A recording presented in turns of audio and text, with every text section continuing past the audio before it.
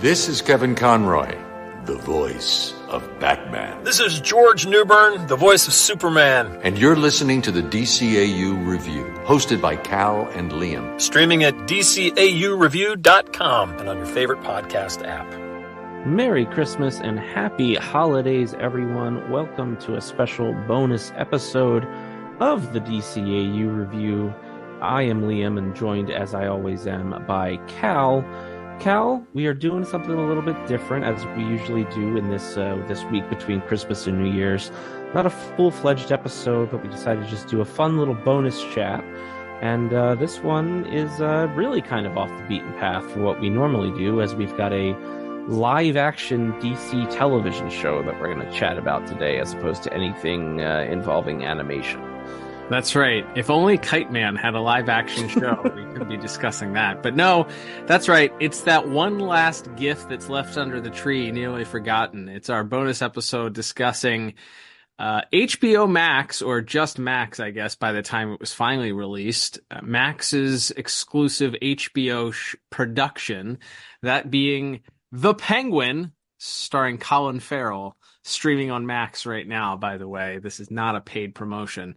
But yeah, if you remember, Liam, we reviewed in 2022, we reviewed Matt Reeves' The Batman as a bonus episode. That was a top episode that year. Mm-hmm. We had a lot of feedback from that. Obviously, a lot of people excited about Robert Pattinson's take on Batman, and certainly Matt Reeves' first foray into the DC universe. And then, of course, a whole bunch of crazy stuff happened between 2022 and 2024. We're not just talking about the politics, am I right? No, or the economy. Hey-o. No, we're talking, of course, I think Warner Brothers got sold approximately 472 times, split different companies, mergers, all that stuff. And in the midst of that, of course, we saw the rise and death of the Snyderverse.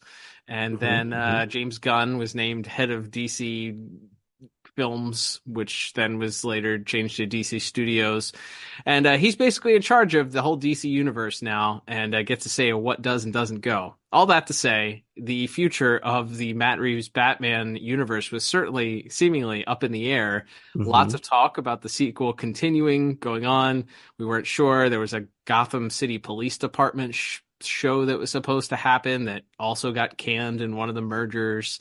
It was supposed to take place in the same universe, but this little old project with Colin Farrell reprising his role as the Penguin seemed to never get the old axe from HBO or Max, for that matter.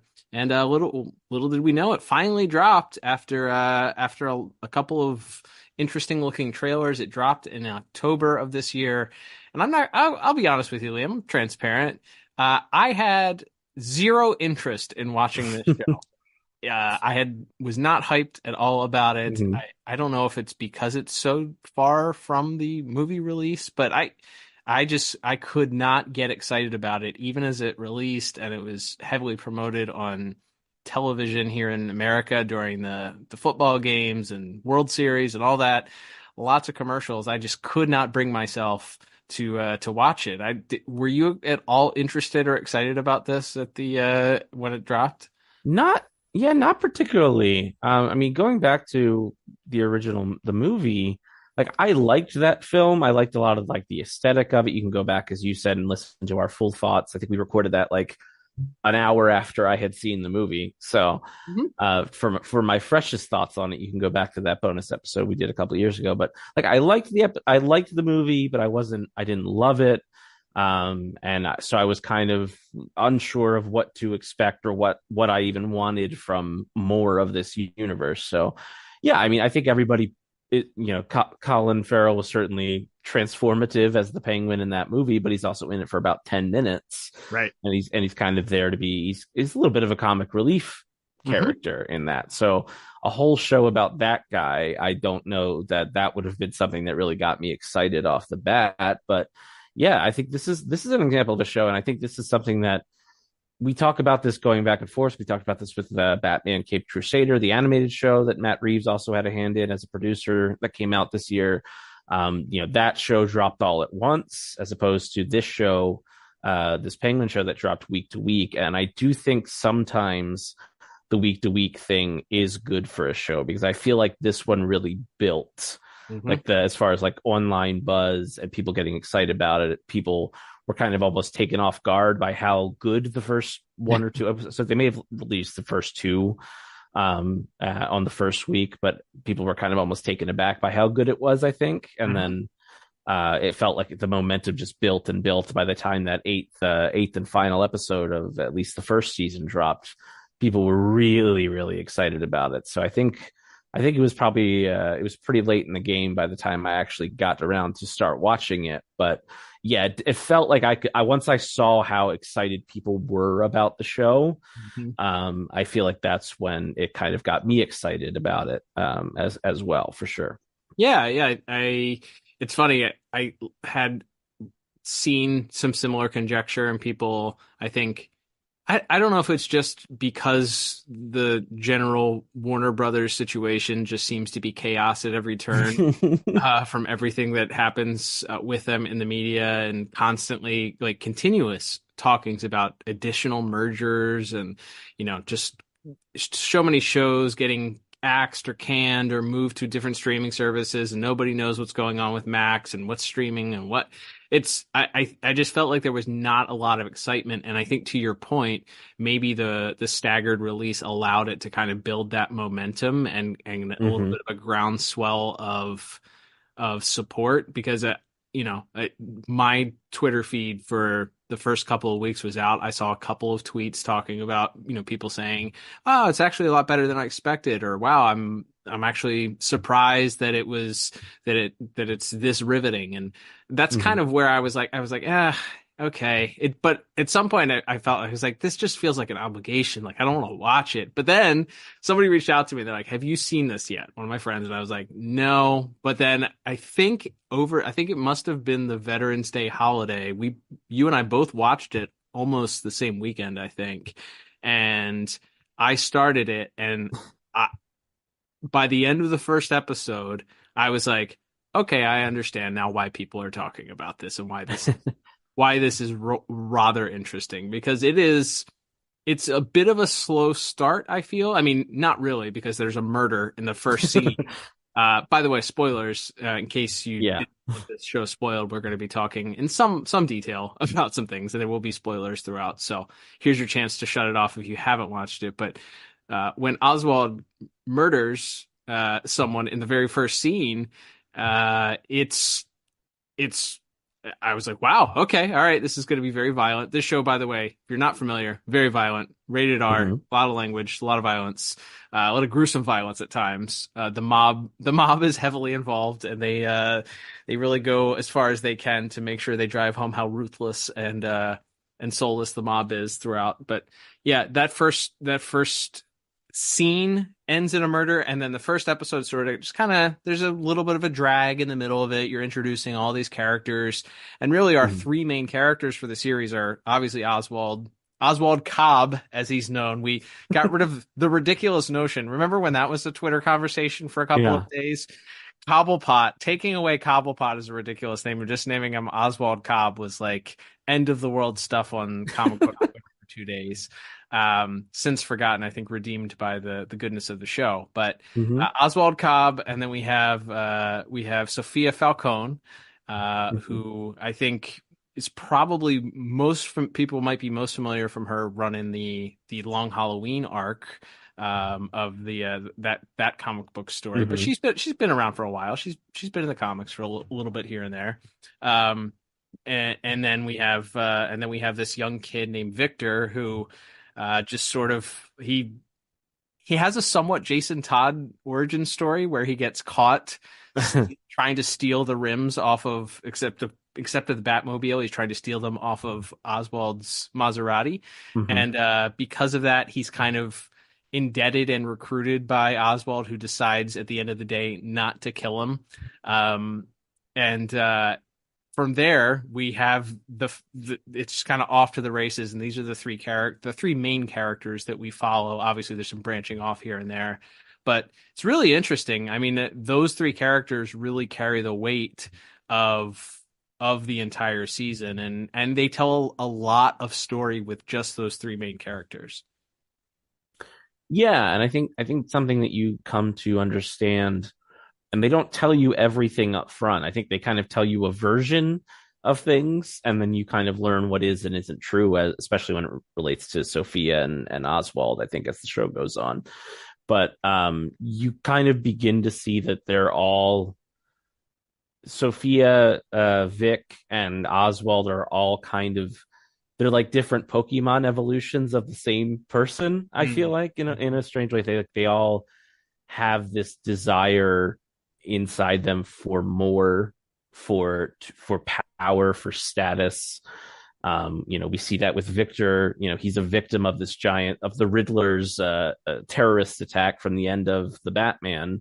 His parents are drowned in the tidal wave from when the dam breaks, and he's on a rooftop a little bit away, so he's spared. But he keeps talking to his parents in their apartment before they die about it. Like, don't you want more from your life? Don't you want to, don't you want more money, a better house, a better place to live, whatever? And they're kind of trying to teach him to be more content with what he has. But then they're killed, and he kind of learns the lesson of like, okay, well, they were happy, and what did that they had love, they had happiness, but what did that really get them? Because when the bomb went off, they were killed just like everybody else on that block. So like you see Victor kind of has that desire for more, and then you see that in Oswald, who is, when we meet him in the Batman, he's kind of the crony, the henchman to Carmine Falcone. And then as the series goes on, you find out that he has already kind of worked himself up a lot to get to that level. And then from when Carmine is killed and then Alberto is killed by Oswald, he's sort of just constantly pushed forward by this innate desire for power. And it's like the why they want that power and status and everything is different. They all have their different motivations. Sophia's comes more from like having her power and security stripped away from her by her father for several years, after she was sort of forcibly framed and put into Arkham, as we find out over the course of the series. And so now that she's out, she wants to sort of take this spot at the head of the table, so to speak, and take and sort of burn her own image into the city and replace everything that her father sort of built up. So like they all have these different motivations and different things along the way that generated these motivations, but the end motivation is this like innate desire to conquer and for power and status and security. And they all kind of just, and it's all them, everybody's just kind of diving for that spot.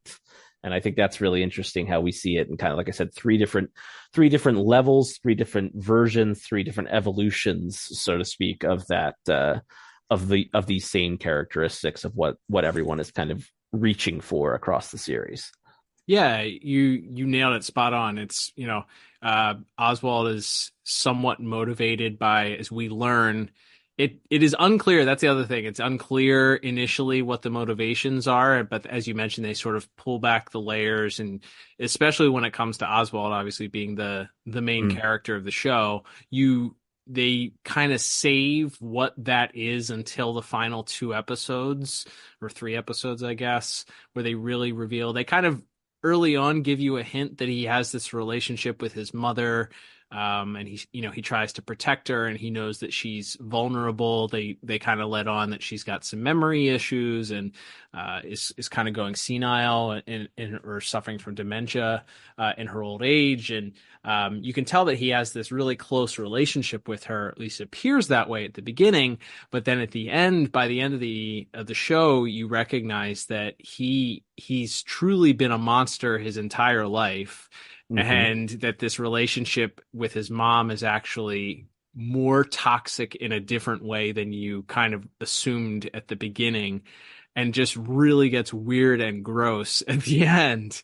And it's, I think the each of these episodes, I didn't feel, I think an eight 8 episode season is what we ended up with. I didn't feel like there were too many of those filler episodes, thankfully, which I think sometimes can happen when you have like a 13. It feels like you wanted, I think it's almost better to feel like you wanted more. And by the end of the series, I wanted more. So it's, they did their right job. They hit the sweet spot there. But I do feel like each of these episodes really does its best to kind of fill in those blanks slowly. It's, it's almost like you're watching one of those old fashioned, hourglasses, and so the sand is kind of filling up and you kind of get a picture of what it is, but then by the end of it, it's completely filled, and you get all of the details in, but it's just little pieces coming in a little bit at a time. But I think the overarching theme and the thing that I found the most fascinating about this is that in true modern day superhero genre, obviously there's no superhero in this. Batman does not appear in this. The Bat Signal does in the very last second. Batman does not appear in the series at all, so there's no real heroes per se. And because there's no actual heroes, they really decided to focus on these shades of gray in telling these stories. And it's incredibly difficult to balance, I feel like, not turning your main focus into a sympathetic hero. Even like modern day storytelling, I feel like it is so easy to try and turn your main character, no matter how bad they are or what their profession is, to turn them into this sympathetic anti-hero. And there were times where it felt like, sorry, all right, I can start rooting for Vic here. I feel bad for him. They would give you the opportunity where, Sophia gets the upper hand and is, you feel like Vic is backed into a corner and he's going to lose his opportunity to ascend into this mob life. And just when it's within his grasp, it's pulled away again, and Sophia is the ruthless, evil one, But then they did such a great job of constantly then coming back in and swooping back in and reminding you, it's like, there are no good guys here. Like Victor is kind of initially seen as like this little innocent kid. And he certainly, I feel like, has the most, maybe the lightest shades of gray, because you have the empathy of, as you mentioned, growing up in poverty and simply kind of having this desire to have a better life and having the motivation to have a better life, just unfortunately picking the wrong crowd to hang out with and the wrong paths to go on. So you kind of almost have empathy for that, but then he ends up murdering somebody. Yes. He ends up shooting somebody in cold, essentially in cold blood, as a result of trying to protect his relationship with Oswald. So even the brightest stars here really burn out once you look at them for a really long time. And that, I don't think there's been, personally, I haven't seen a show that has effectively done that as well since Breaking Bad, where you constantly have your main character who at times they almost pull you in to want to root for them. Like I said, Oswald, you feel bad for his mom. You feel bad that, he just is trying to ascend here, even though it's, he's playing by the rules of this dirty city, right? He's in the mob. Everybody else is dirty too. He's just playing by the rules and just trying to get ahead so that he can make a better life for his mom. Only to find out later on that he has this weird obsession with pleasing his mom and making his mom happy that is rooted in his childhood, where he ruthlessly murdered his two brothers. Yeah. It is this constant sort of like hanging the carrot out there of like, all right, you have your hero to just pull it away. And it's not done in a way, by the time I was done watching, I didn't feel like it was done in a way where I felt taunted or like I felt like I was being preached at. It was like, hey, don't forget, every one of these characters is a horrible person. Yeah. To your point, it's all of our narrators for this show are unreliable, right? Oh yeah. Almost every episode is, not every episode, but a lot of the episodes are from a different character's point of view. We have obviously multiple episodes from Oz's point of view, but you also see them from Sophia's or Vic's or even his mother Francis's at one point. So you see their different point of view, and you feel like you're getting, like you're kind of told a version of events in an earlier episode, and then when they show you how it actually happened, and then you get this better picture, especially when it comes to some of the flashbacks, like you mentioned. Yeah, in the case of Vic, I mean, there's kind of a subplot where he has like a girlfriend his age who's leaving and leaving the state, going out of the country, and he has this opportunity where he could basically, take the money and run, and ultimately, again, kind of harkens back to, it's this feeling of like, well, we don't really know what we're doing, but we're young and we're in love, and that'll carry us through. And then he kind of thinks back to, again, his parents going, well, they were in love, and that didn't save them. Like, and so he chooses to go back to Oz, and then like you said, he goes down that path where he ends up becoming a killer himself. So yeah, it's really something how they weave those things over. You can understand and even sympathize with people, and I think that's part of it too, is that terrible people have moments of profound generosity in their lives. There are characteristics of some of the probably the worst people in history who had a friend or an ally or someone they mentored and took care of. Yeah. And you're like, for everything, so it's like, it doesn't make them less of a bad person, like you said. They're also not these sort of mustache twirling,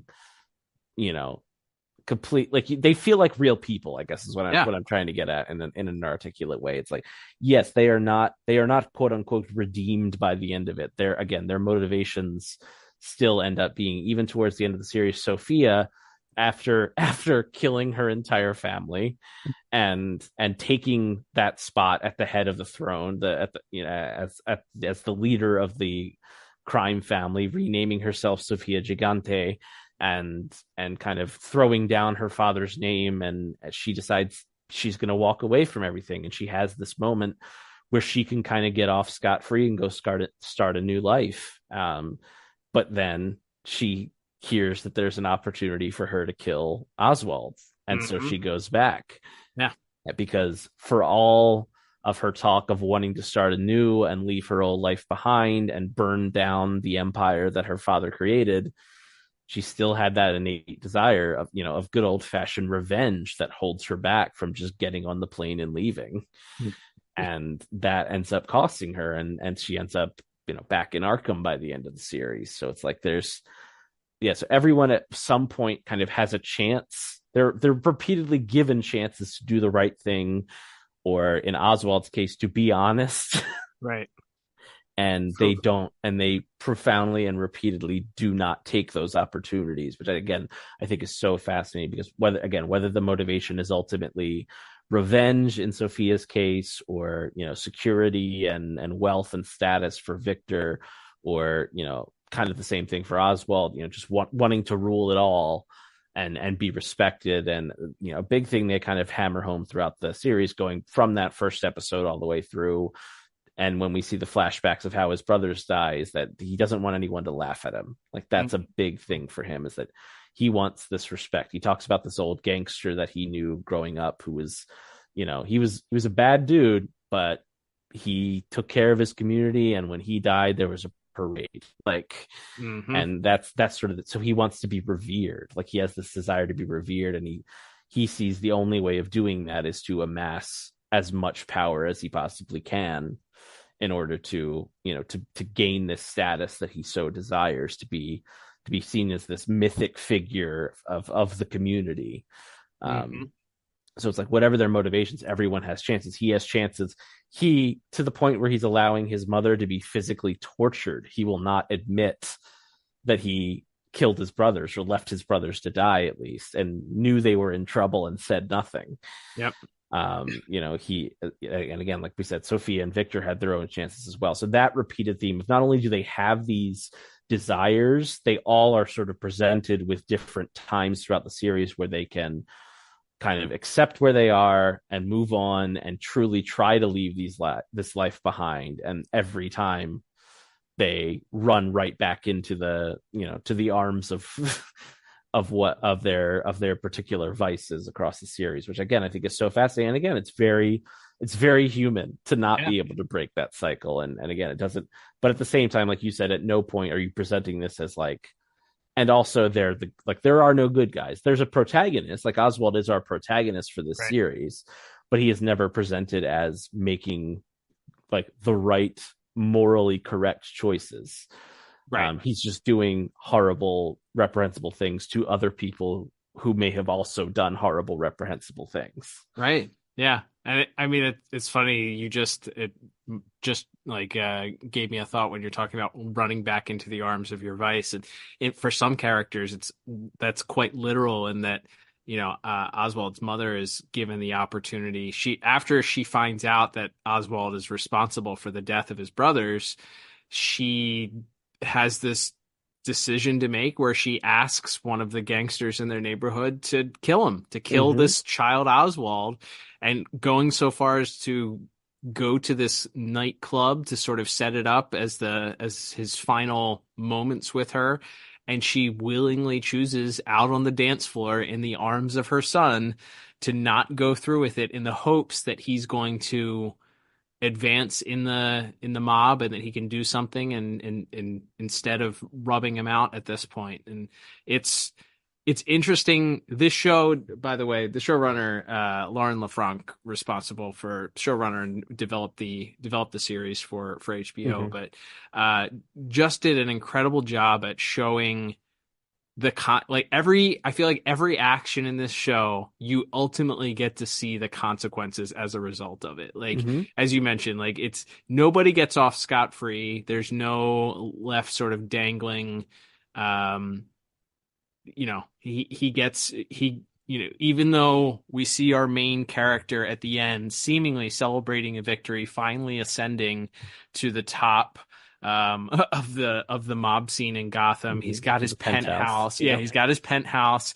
He's dressed to the nines. He's got his tuxedo on and his three-piece suit, and he lives living in his penthouse, and his mom is there, but she's a vegetable. He's essentially going against her very wishes that she made him promise earlier that he would not keep her alive as a vegetable. She can't communicate with him. She cannot verbally communicate that she's proud of him, which is what his whole motivation was for he wanted to hear her say, "I'm proud of you. You did it." And he doesn't have the ability to know whether or not she can even recognize where they are, that they're in this penthouse. She's in a hospital bed, a vegetable.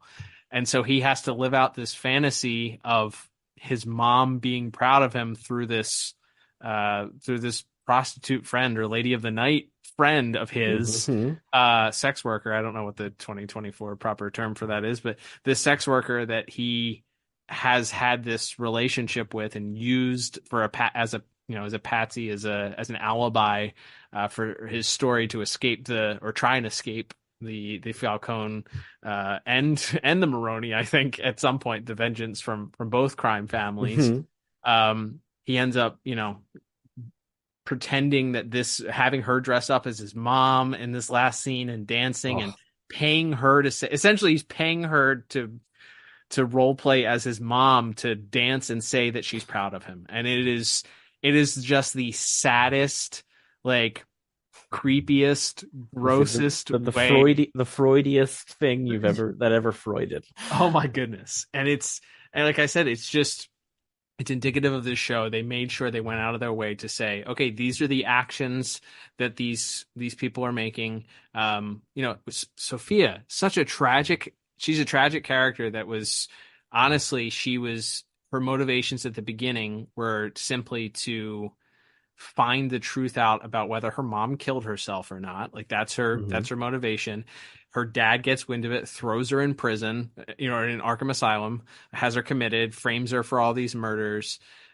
She spends a long time in Arkham. She finally gets out. And like you said, she could have walked away at that point. She could have found some other avenue, but instead goes on this burn it down tour of just everything that her father stood for, everything that, she also finds out that Oswald killed her brother Alberto in the process. Then we get warring crime families. It's just all of this stuff, as you mentioned, I think she's probably the most sympathetic character, but then you see how terrible she gets in that final scene where she's torturing Oswald's mom, just like willing to do whatever she can, right. Because has to. Right, ultimately winning and humiliating and hurting Oswald becomes more important to her than any of the other goals that may actually, she may want to leave it all behind. She might want to burn down. Right. But at the end of the day, it's like number one is still humiliate, torture, and kill this guy who she holds responsible, as he's kind of the one that tips off Carmine that she is talking to a reporter about these hangman killings that it turns out that her father is very much responsible for, that she is then blamed for. So yeah, it's really interesting how that, again, that carrot, just she can't get it out of the corner of her eye to just focus on what's ahead of her. Yeah, it's her unquenchable thirst for vengeance. I think there's probably power in all three of our characters, like you said, that they're all sort of thirsty for. I think that's probably power, and sort of acceptance from his mom is probably Oswald's, and then I think maybe like a family and also just a purpose, I think, is probably what you could probably say Victor's is, because once he loses his family, he does feel somewhat guilty, having kind of watched them die, but then also just kind of lost, and he's hanging out with this bad crowd, and he's certainly drawn to Oswald for the sense of, in a weird way, I feel like there's this sense of like he owes Oswald something, because Oswald doesn't choose to kill him at the beginning. Yeah. Like Oswald catches him literally dead to rights, just trying to steal his rims off of his Maserati, and he decides to spare him for whatever reason, and then almost kills him again, decides to spare him, and because of that, he kind of feels, I think, indebted in this weird, sick way. And as you mentioned, he has opportunities a couple of times to kind of escape, and chooses not to at the end of the day, and decides to show this loyalty because he likes being the guy that Oswald can count on. He kind of sees Oswald kind of manipulates him into him being like, well, you're just like me when I was your age type of speech. Mm-hmm. And that's enough for him to kind of feel that motivation of, all right, this is what my identity is going to be. I'm going to be just like Oswald. I'm going to kind of move up. I'm going to, I have a place here. I can have a purpose. And Oswald really, really takes advantage of that ultimately to the very end of this character. I think, that may have been the most surprising moment of the season for me. Which was Victor's ultimate demise. I did not see that coming at all. Yeah, you feel like there's nothing left to surprise you. And it's even kind of done. It's slow. It's agonizing. That scene is agonizing. They're having this moment where they're talking, and it's almost interesting because Vic is at that point still not aware of the. And Oswald has kind of repeatedly, insisted even to his mother who's being tortured that, she's crazy. He didn't kill his brothers, like all of this stuff. And then there's just like one little moment where the mask slips for about half a second, and he asks Victor, he asks her if he thinks she's proud of him, and then if she forgives me. And it's like, I don't know if that was like an intentional thing, or I assume it was, and that's kind of when it feels like the motivation change, where he kind of begins to see like, oh, I let something slip here to Victor, and that could be used against me if he picks up on what I said. Yep. And then he slowly, and how long and uncomfortable the scene of him killing Vic, and then he strangles him to death, like basically in a headlock. It's like this really brutal, intimate killing. And then, pulls out his wallet and throws his ID into the water, and makes it, obviously makes it look like it was a mugging or whatever. And, it's also, I felt the ID thing was another way to just drive home that at the end of the day, he didn't care about this guy. Like, you almost think he's going to keep the ID as like some sick memento of like, all right, well, this was my pal.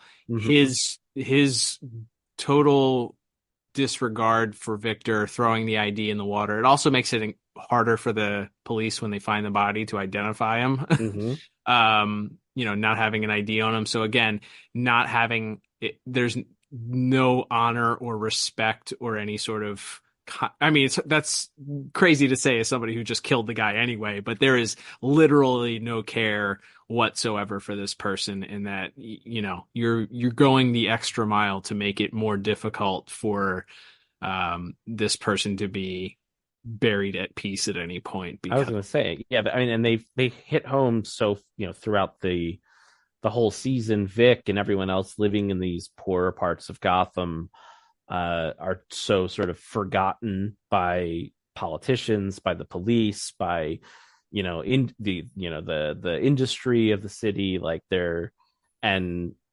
seemingly has given Vic a way to get out of that cycle, and then ultimately Vic kind of does end up dying a nobody, like, because he'll be a statistic, right? He's right. Yep. another kid found dead in the poor parts of Gotham. Like, it's not going to be headline news when they find his body, and it's like it's extra like awful and tragic, because ultimately he does make Vic what Vic was so afraid of becoming, right? So that's sort of Victor's worst fear realized in that moment when Oswald does it. And you just see that it's, at the end of the day, there is nothing that this character will not do to achieve what he wants, which is that status and that admiration that he wants, that he's craved his whole life. And that, nobody's going to laugh at him now, even to the point where, yes, he'll keep his mother alive against her wishes, like you said, and stick her in a hospital bed in a penthouse, and just so he can say that he accomplished this goal that he always promised her, even though it's not in a way that she would have wanted. So yeah, it's brutal. And even it's not super focused on, but as you mentioned, his relationship with this sex worker Eve Carlo is really interesting, because you find out at one point she and Sophia have this sort of confrontation where she points out that, like, yeah, the hangman, who again we think when we're first told about it is Sophia, killed all of these sex workers, all these prostitutes and strippers and whoever, and she thinks it's Sophia, and Oz let her think it was Sophia. Mm-hmm. All the while, Oz knows who the real killer was, and Oz was working for and protecting that guy. And yet still, because of the transactional nature and how much power he's wielding, because we see Oz kind of at the end of the day goes and makes these sort of side deals with a city councilman to get the power turned back on. He makes the deals with sort of all the other sort of fractured smaller mobs, the Irish mob, the triads, all of these smaller groups, and sort of consolidates his power, where she's still, like, Eve kind of still ends up under his thumb, or at least deciding that for now this transactional relationship that they have, quite literally, will continue because of just how much he has now and how much power he's now wielding, as he's both leading this Gotham criminal underworld, and also now sort of seen as a quote unquote legitimate part of the community, now that he's got this status and these friends in City Hall as well. Yeah, it's interesting. I think that I can't say that it's my favorite, because it's really hard to say that about a show that is so brutal. And like we already said, there's no redeeming qualities about any of these characters for the most part. Sure, there's things that you can empathize for, and they're, like we've already said, the show does a really great job of kind of drawing you in and then kind of pushing you back out and saying, don't feel bad for these people. Like, do not, they are, you cannot glorify these people. They are evil. Like, their hearts are so evil. But I think for me, the best episode is the finale, in that you have this whole, I mean, obviously it's the culmination of everything. Right. Most finales are really important and really good usually. But I feel like with him sort of uniting all of the different mob factions, you kind of have this weird, like, evil super friends sort of moment where he like rallies everybody around, and you get the Avengers moment where everybody's like, you know, in cracking their beer and they're in, and you kind of feel like everything's going swell for him. Then you get the moment where he finally is triumphant over Sophia, and you get the drive where they're reliving their old life with him as the driver and her in the back seat, and they let you believe sort of that he's leading her to get her killed, but really he's just turning her over to her own hell, which is going back to Arkham. And then, you know, it almost feels victorious at the end. Like you have this victory, and then they just remind you, it's like, this guy is evil. He's been evil the whole time. Even though he's celebrating here with Vic, he rubs him out. He kills him immediately. And then he has this sick fantasy play out with his vegetable mom and his, you know, this sex worker friend that he's also treated like garbage the entire episode or the entire series and used. But I think I know the first episode is the one that drew me in, and I think that it is really good also. It does a great job of at least setting the pacing for the series and being interesting enough for a pilot episode to bring you back wanting more. But I really think that final episode, everything kind of coming together there and tying up those loose ends, I think that was probably my favorite episode of the series. Did you have a favorite? Yeah, I think mine is, I want to say it's the fourth episode. It's the where we see the flashbacks to Sophia in Arkham. I think that episode is it's fascinating because you kind of see like the making of a monster in that way, and that's followed up on in future episodes as well. But where, you know, look, Sophia's the daughter of the most famous, you know, crime boss in Gotham. They even have a conversation, she and her father do, about how, you know, he's saying that, you know, Alberto he's too much of a wild card. He doesn't take this seriously. It's going to be you. You're going to take over for me when I'm gone.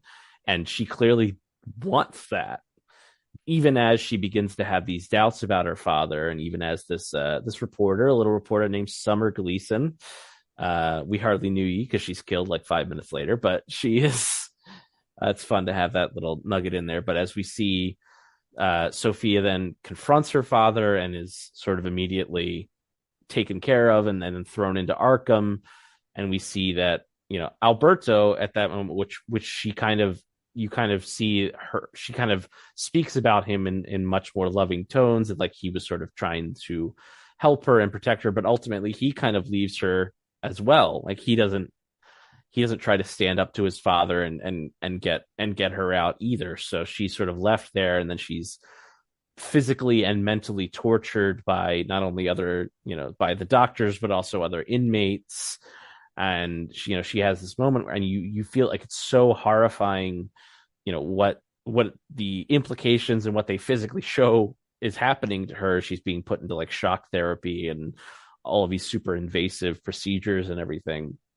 And then it all culminates in this moment where she is, you know, her one sort of pseudo ally, this inmate who is, you know, based on the Batman villain Magpie, is she just flips out and murders her in the middle of the cafeteria and beats her and bludgeons her to death with her cafeteria tray. And then she stands up and screams at the doctors and the guards, "I told you I was innocent." Like this moment of yet like how far you could push a person before they snap. And it's like she does heinous things, and she does have, again, she was clearly pushed to the edge, but ultimately she's, you know, when she looked into the abyss, she blinked, as, you know, as a different Batman once said. Like she's, you know, she has this moment of, you know, of just being pushed too far, and she snaps. And then ultimately in the few episodes later, then from there, when she gasses her whole family and kills them all, except for her niece. Yes, except for, well, that's the thing. She becomes to her niece what her father was to her.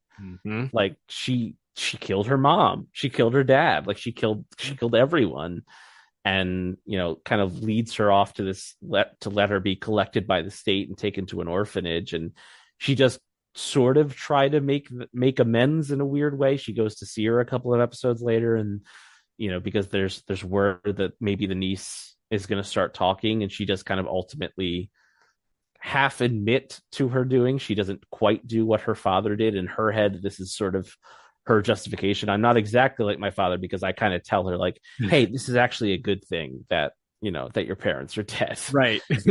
So it's as opposed to just sort of denying the whole time. So that's sort of how she justifies it. But yeah, seeing Sophia, I think, go down, be horrifically treated and tortured, but ultimately it turning her into the very monster that she was so horrified to learn that her father was.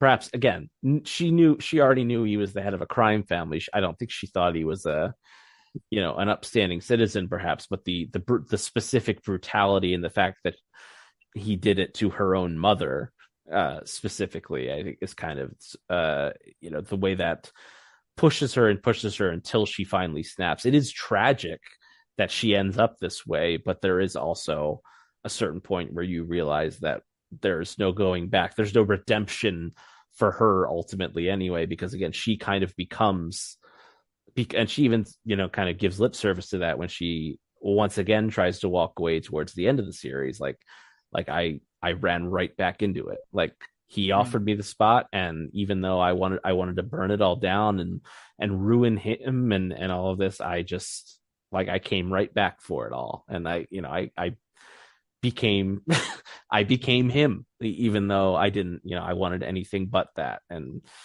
so I think that fourth episode in Arkham, though, is just Kristen Milioti as Sophia is just incredible. Like, I hope there's some awards in her future, because I just think, again, it would be so easy, and we talked about this, like, to just play her as this really unstable, crazy chick, so to speak, for the whole thing, and just be kind of, go a little Nicolas Cage with it, like go a little Jim Carrey with it, and just have like kind of two, like, really calm or really crazy, and just do the crazy eyes the whole time. But the depth of like her suffering, and how she then turns that suffering into this, as you said, this thirst for vengeance that she feels is really, really compelling. And it's really fascinating to watch her, not only her acting, her vocal, the way she delivers the lines, but her physical transformations throughout the series. The costuming and stuff in the show is really, really tremendous as well. And I think, a lot of the characters have more physical transformations as well. So I'm so impressed by that episode, especially, again, just for kind of, again, what it represents is this, like, the madness that she falls into, that just grabs a hold of her and never lets go. And that's how we see her towards the end of the series, kind of back where she started. Yeah, I think that is a good episode. I don't think you could have thrown a dart and probably picked a good episode based on it. I don't think there were too many stinkers in the overall, as we kind of already mentioned before. It's funny you mentioned the cast. I mean, I can't think of one person that I felt was miscast in the show. Obviously, Colin Farrell, completely unrecognizable. I mean, when, as you mentioned, his take on Penguin in the Batman movie was, not a lot of screen time for him. At times it felt a little bit over the top, like he was playing, they're like, he watched a video or a couple of scenes of somebody in The Godfather or whatever, and decided that's how he was going to characterize. He's going to be over the top in New York, Yeah. But you really get to see some of the emotion in this character, and he really, really layers the way that the character talks and speaks, and the way that he emotes. It's everybody, I feel like, should get awards for this. The costuming, the makeup, the physical effects, and the makeup job for Colin Farrell. Holy cow! Like I said, not recognizable. And the fact that, I mean, there's scenes where he's sitting in a chair being tortured naked. There's also multiple scenes of him sitting naked in a chair, and the knowing that that's makeup. It's a makeup job. He doesn't weigh as much as his character does, and just it's kind of blows you away that he really melts into that, and you really can't tell that it's him underneath of it. So really, really, the effects team really, really amazing. I felt like the aesthetic changed a little bit because you have a couple of scenes that kind of stuck out because they're in the daytime. It's bright, it's shiny. But I feel like they did a good job of still making it feel like Gotham. It wasn't raining all the time like it seemingly was in the Batman movie. So I think that created a different atmosphere, but I think you still have a lot of the same sort of aesthetic from the film. I felt like it didn't feel like they took the characters and put them in a different time frame. I felt like it kind of rang true that this was post the Riddler blowing up the seawall. It made sense. Some of the way, I mean, the way that the neighborhoods that were affected by the flood, especially where they go to live, towards the end of the season, that all looked. I assume a lot of that was CGI, but it looked really. I mean, it looked like any of the news footage you would have seen from a city that's been ravaged by floods or, structural damage, earthquakes, whatever. So I think there's a lot of interesting locales that they chose. A lot of the operation, once Victor takes over this Bliss drug operation that he has, is down in the musky, gross, wet, moist tunnels of the abandoned Gotham subway. Train station area that we saw kind of alluded to in how Bruce gets to the Batcave in the Batman movie. So it was nice to, again, that's just something else that they kept true to the original movie. It's a nice little detail that they built into that and kind of built upon that. So the special effects, again, there wasn't a whole lot of reliance on CGI that I noticed. So it was a lot of real effects, it felt like, and if there was CGI stuff, it was probably building in character backgrounds and stuff like that where it wouldn't necessarily stand out. But I really like that setting that they chose, the club where where Oz and his mom go, where she's initially going to rub him out as a kid, is just this old sort of jazz club that has a very Batman the Animated Series like vibe to it. It's very much this old like 40s, 50s, 30s, 20s, I don't know. But it's an old style like jazz club that they go to, and then ultimately that's the same place where Sophia brings Oz in to torture him in front of his mom, threatening his mom to try and get him to admit that he killed his brothers to her. And it's kind of run down and torn down. They did a really, really great job of that. But yeah, I think the setting, I like the setting a lot. Everybody does a really great job in the actors' roles. Speaking of the DCAU, Clancy Brown shows up and shows out. Man, he's as a mobster. This old bear of a man, as Sal Maroni, the sort of secondary. It's interesting. They after every episode they do these little 3-minute featurettes that you can watch on. I think they put them out on YouTube too, and they have this idea. He's married to, I believe, an Iranian woman in the show, an Iranian actress plays his wife, and so they kind of concocted this backstory where he was kind of this splintered Italian mafia, but then the Persian Iranian mob kind of merges with him and kind of takes over, and so he's kind of like adopted into the Persian mob instead, and that's kind of his differentiation from the Falcone. But you see him and he's kind of this guy in prison, but he's still just really commanding every scene, and and again, speaking of characters who are shown to be quite evil, quite heinous, but you feel like he has this very loving kind of affectionate relationship with his wife, and the pain that we see him in when Oswald, in very dramatic and violent fashion, burns his Sal's wife and son to death.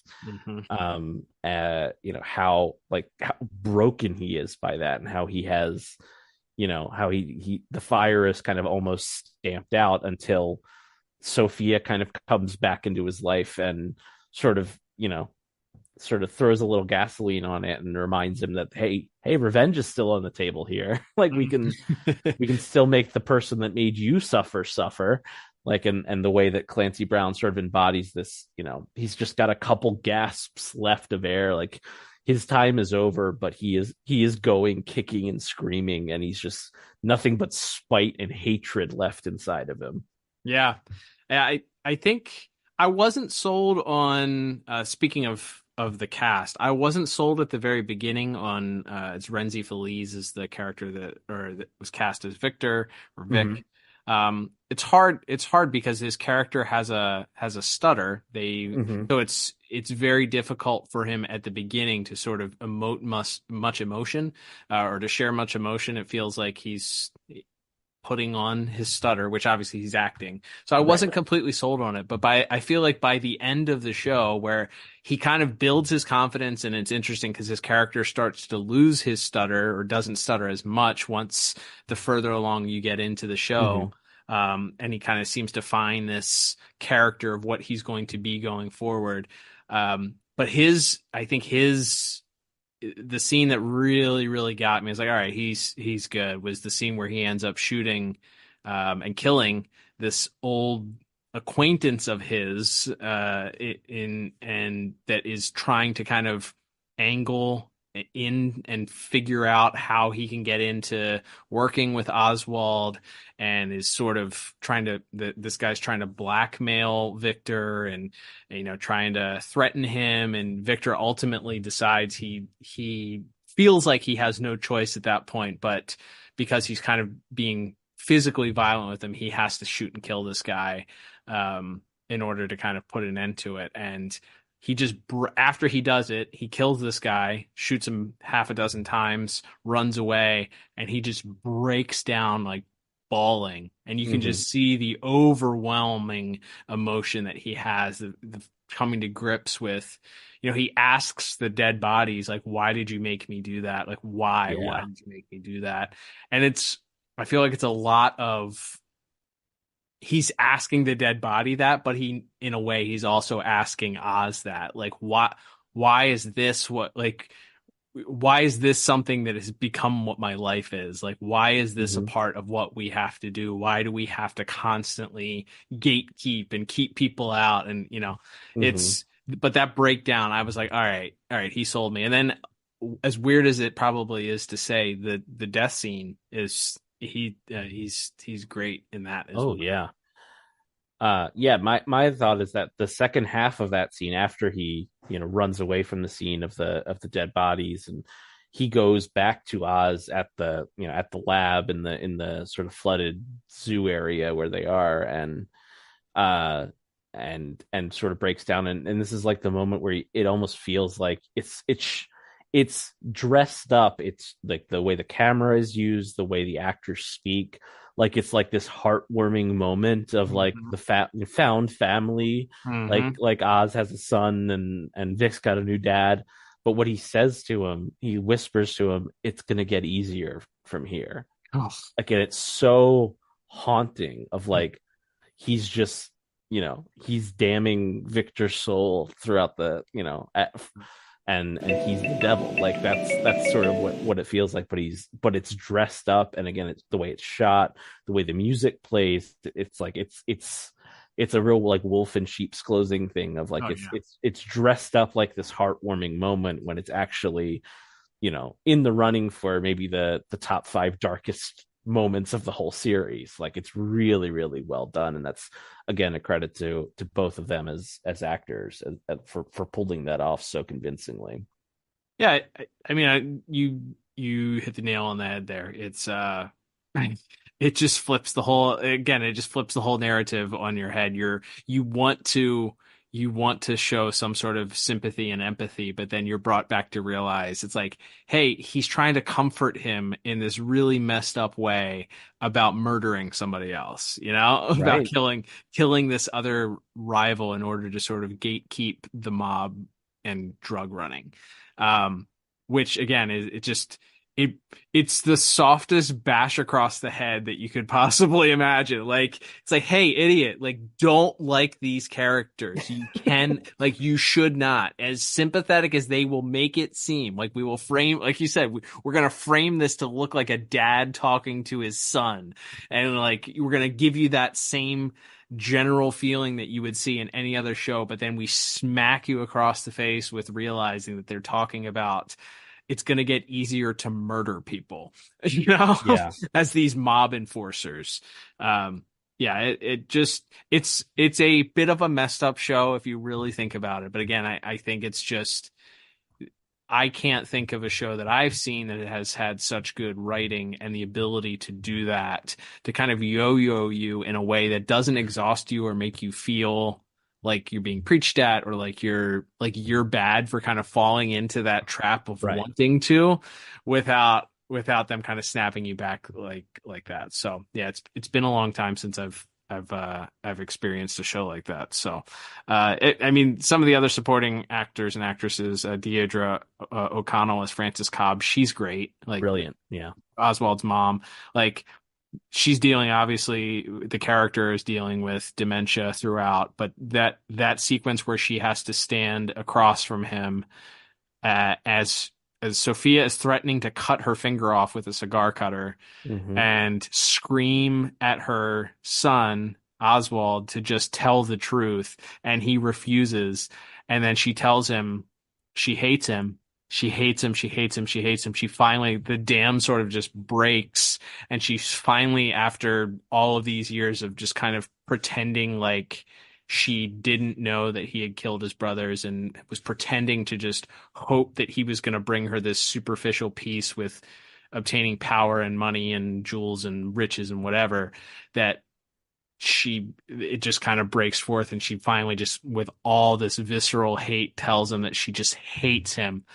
And it's kind of bittersweet, because she has this moment where you're like, yeah, she finally got to tell him off, but then you also remember what a crappy person that she is, going along knowing that her son murdered her other two sons, and has just kind of gone along with it now for 30-40 years, whatever it is.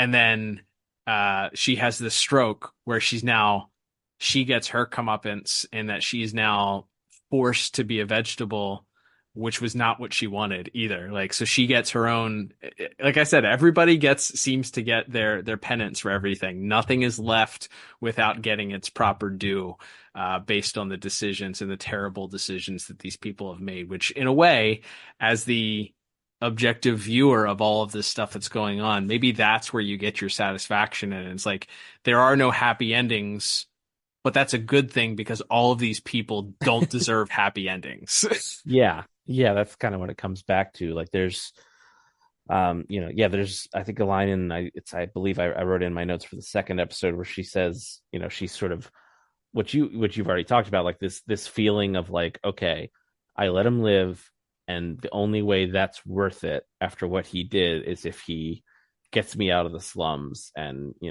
and becomes a great man, Right. sort of thing. And like she says, like, if my son is a nothing, then what am I? Like, like that's like her in her own way is also obsessed with sort of legacy, and obsessed with it meaning something. Like, okay, the suffering that I went through, if I let that mobster just off Oz when he's a kid, as sort of revenge for what happened,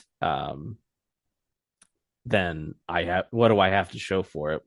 If I let him sort of channel it into a more quote unquote productive way, at least maybe I can live out my last few years in wealth and extravagance. And she doesn't get it. Oz, who wants to hear that his mom loves him and is proud of him, he can't hear that because of her condition. And then, Sophia, again, has the chance to leave it all behind and get what she wants, but goes back and ultimately ends up back in her, kind of worst, her worst nightmare, going back to Arkham. And then Vic, ultimately, like I said, who has chances to leave, who has chances to not fall deeper into it, who ultimately is the one who really kind of rallies the other gangs to come, help help Oz, or at least tries to at one point. Like he's he also has his ultimate comeuppance, which in his case is his life. But the way that everybody sort of gets close to, or gets like a version of what they seemingly have professed to want, but they don't really get it. And like you said, it's because ultimately they don't deserve it.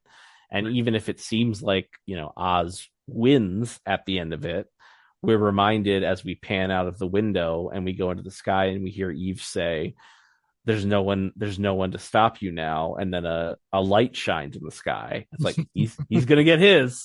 Like, and that's sort of now the anticipation for the next movie, the next chapter of this saga here. I think we can officially move ourselves out of the free-flowing discussion section into the baseless speculation station here, Cal, and let's talk about some things that we think based on what happened in this show. As we mentioned, Oswald is now sort of the king of Gotham. He's the head of the crime families, and he also has these quote unquote legitimate connections in City Hall now. So he's now kind of in the place that Falcone, maybe he's even a little bit higher up than Carmine was in The Batman, because he's not hiding away in this dark club in the in the dirty parts of the city. Yep. And then on the other side you have Sophia, who is back in Arkham, but is also sent a letter by someone who may or may not be her half sister, named Selena Kyle. And then we of course have whatever, the fallout of the first film, and the revelations that the Wayne family may not have been, the pillars of the community that we thought they were, that Bruce was sort of grappling with in that first movie. So where do you see, I guess, and in a broad sense, where do you see us picking up in the Batman Part 2, and how much of this do you think that was set up in that finale is going to be directly explored here? And as a cherry on top, do you think there's a season 2, or is this all to be explored in films going forward? I'll start in reverse. I find it very difficult based on how well it is received, especially if this wins any awards. Forgive me, I don't know when award season is. I feel like that's February through, I want to say that's first quarter, second quarter of the year. I feel like it's January, February. So we'll probably know whether or not this gets nominated for Globes and whatever else. It's not going to be nominated for Oscars, but Golden Globes or stuff like that, I imagine, is probably the highest stuff that this could award. Emmys, maybe. I think if this wins a whole bunch of awards, I think the suits at Warner Brothers finally recognize, like, oh, we have something that people like here, and it's, and critics like it. I think in 2024, it's hard to know based on streaming numbers how much something is a success and what it makes companies, because no streaming service is profitable. But with that said, I think they would see dollar signs and it's critically acclaimed. Then I don't see how you don't get a second season out of it. I think if it's going to happen, I think you see whatever play out in the next Batman movie happen, which is still currently in pre-production, I believe. I don't think they've even started production on it yet. I think it's supposed to start filming early next year. So with is it August, September 2026 release date, something like that? So we're still, from this point, probably a little less than 2 years away, at least from when they say it's coming out. Right.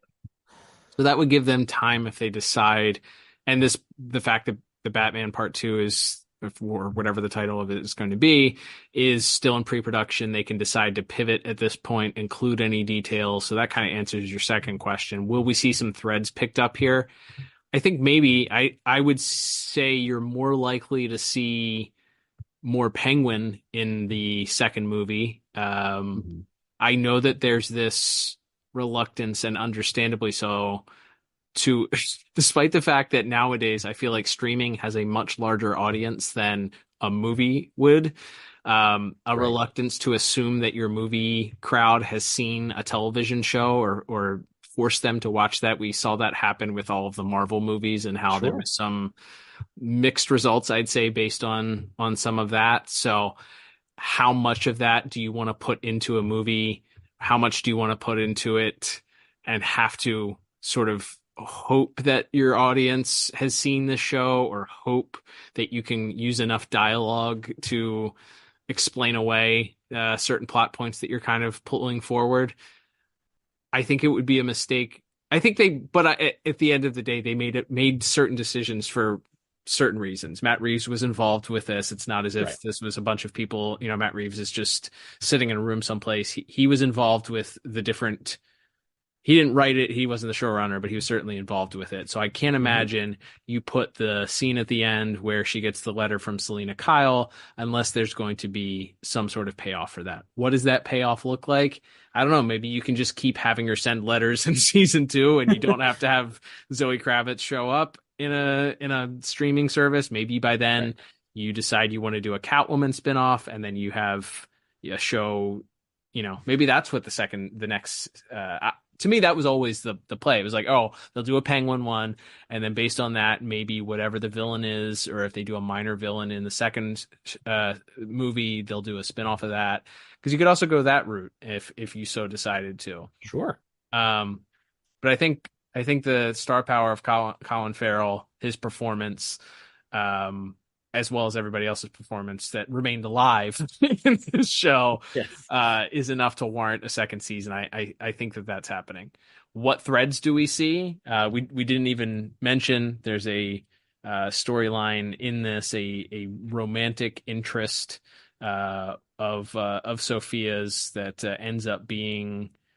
I don't know. There's some breadcrumbs there. Theo Rossi plays Dr. Julian Rush, who certainly has the framework of a Jonathan Crane, former psychiatrist at Arkham Asylum. I think there was some screen grabs on Twitter at some point that there was a deleted scene where he had a scarecrow mask on his desk. Yeah, there's something in that. I think it might be that flashback episode where Sophia wakes up in his office, and they don't. It's not in focus, so it's hard to say. But there's some kind of like brown mask sitting like but displayed on like either behind or on his desk. So you have these breadcrumbs of things. I think nowadays, because of the volatility of, as we already discussed, Warner Brothers and studios, and they're only interested in doing things if there's a dollar sign that's attached to them, unless you're Sony, who just throws money at whatever Spider-Man spin-off project, Spider-Man adjacent project, until like Venom accidentally made money. We can maybe do that again with one of these other ones. Right. So maybe they put them in there just in case. That's also another thing. It's like, well, this may have been a success critically. Maybe it's a commercial success. We don't know. Seemingly, it's a commercial success. Batman's a good brand. We have these options. If we want to follow up on do a second season, we can do that and maybe include the Catwoman stuff. If we want to include that in the movie, maybe we can. I think if you put a gun to my head, though, which is what I'm going to pretend that you did here, and say, are we going to get any threads from the show in the movie? I'm going to say, I think the Penguin will show up and he will be in his new role, but that's something that can be very easily explained with some exposition. And you're not going to rely on your movie crowd having seen 8 episodes of this show. So I don't think you're going to get much direct follow-up in the movie. I think if anything, we'll get a second season of this in 2028 or whatever. If everybody's happy and the movie is a success and Warner Brothers hasn't been sold to, I don't know, Saudi Arabia by then or something. I don't know. Whatever could possibly happen in the next 3 years with that company, who knows? But I think you see a follow up in that, or if they do another spinoff series for another one of the villains, or revive that GCPD series or whatever they want to do. What about you? Let's hear some of your baseless speculation about those questions. Yeah, I mean, I think 100%. He's Penguin will be in the second movie. I think if Selena is back in it, I feel like you have that as a reason. Maybe you don't expand too much on it. Like maybe she comes back saying that she came to find her sister or something, and then but that's like a side, you don't necessarily see them meet in the movie. You just know that's what sort of draws her back to the city, and then she's caught up in whatever the overarching plot of the Batman 2 is. So I think I think there will be references, like you said, like breadcrumbs, but maybe not a lot of it. And I also think there's a lot of characters, like I don't think we see like Francis as a vegetable in Penguin's penthouse, or Right.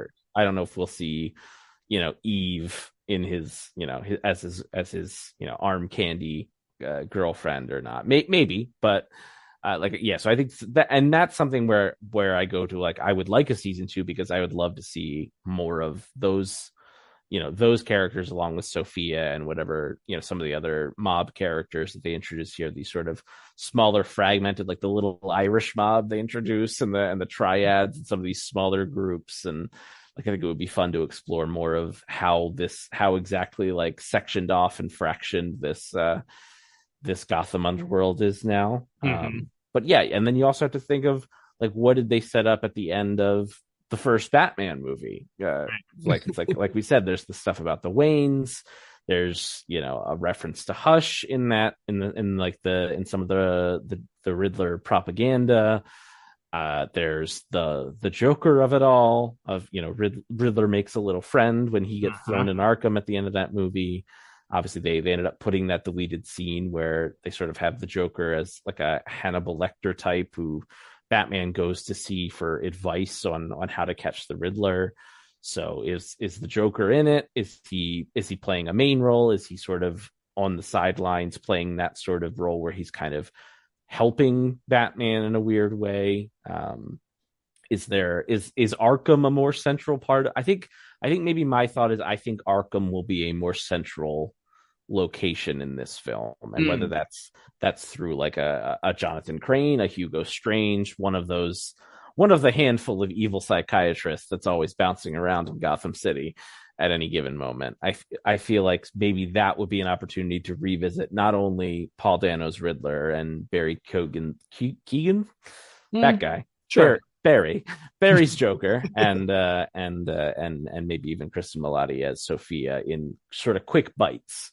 If you make Arkham a more central part of the plot there. So I think maybe that's something that I see here, and maybe I'm gleaning that from like speculation that's been other places, but yeah, I could see that, and I feel like that's a way to knock out, like, to check a lot of boxes of not just doing it for a reference sake, but to sort of, I think, as we see what Carmine does to Sophia, like if we found out, and I think that's been used in other sort of versions of Batman, like the Telltale games, like the idea that Arkham has kind of been used as like the elite and the powerful secret weapon of like making problems go away. So you throw a person in Arkham, right? And I could see that being sort of at the center of whatever the big conspiracy or whatever the big villain plot is that Batman has to deal with in the sequel. So yeah, and again, that would give you a reason and an excuse to revisit all of those characters that we know are floating around in Arkham. So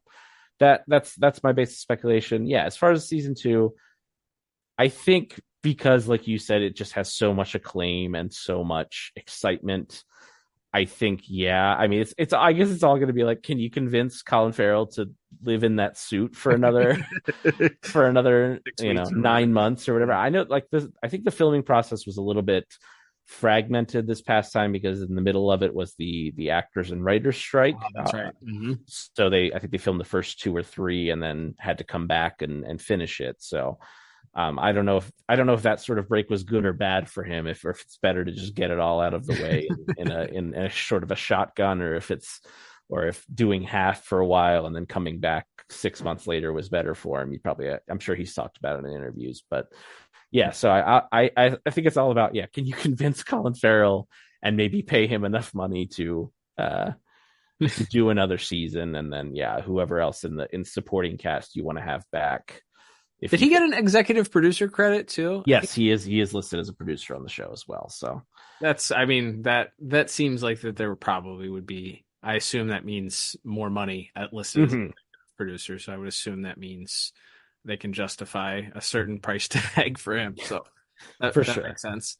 Question for you, and this can be our call to action as a question of the Okay. week for our listeners. Does this series make you more excited or interested in what comes next in this it's the non-central DCU canon at this point, Right. that kicked off with Creature Commandos, the animated series, and then of course, if you're listening to this at the time of original recording, we just got the first Superman sneak peek trailer. So we know that this is sort of adjacent to that. There'll be plenty of things that happen in between now and then that are like the official DC universe. And then this comes out maybe, if everything goes right, in late 2026. Is this hold your interest enough until then, you feel like? Are you excited? Do you think it's gonna hold your interest enough until late 2026 to kind of hold you over? Yeah, that's tough because like we said, like when the show premiered, like that Batman movie feels like it came out 5 years ago, even though it was only like 2.5 or whatever. It's 5 in real life years. Right. Exactly. So it's hard to say. Like coming out of it when like again that last shot of the bat signal lighting up in the sky, I was like, hell yeah, let's go. And like but you're like I want to watch it now, and you can't because it hasn't been written or filmed yet. But it's like, so I don't know if they can keep that fully up. I think it'll depend. It doesn't appear that whatever as you said, the main DCU Batman Brave and the Bold movie that was announced at the time when they kind of rolled out that initial docket of characters and projects that were going to be picked for this series. So it doesn't appear we're going to get a different Batman movie before then either, unless he's popping up in somebody else's movie.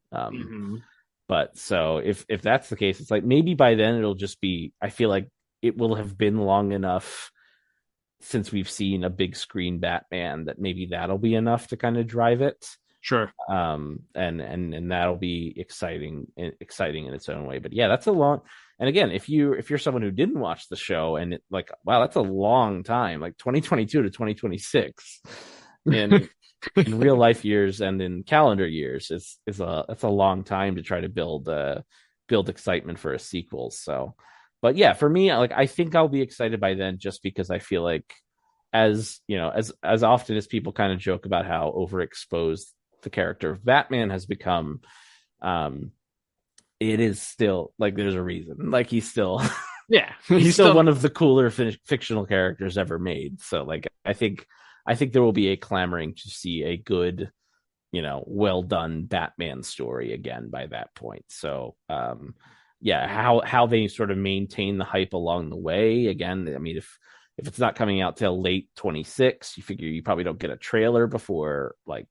early 26, right? So that's like a a year of radio silence basically is a long time, but hey, like that's again, if it's good, it'll be worth the wait. So 100%. I'm definitely, it also made me want, I haven't done this yet, I maybe with some of the time off I have during the holidays, it also watching this show also really made me want to go back and watch the Batman, which I have not done since I saw it in theaters. So it made me like, I want to be in this world a little bit more, like, and I think I want to see things that happen in the movie and how they set up the Penguin, and then maybe use that to inform my excitement for what could have been set up in the Penguin that will lead into the next movie.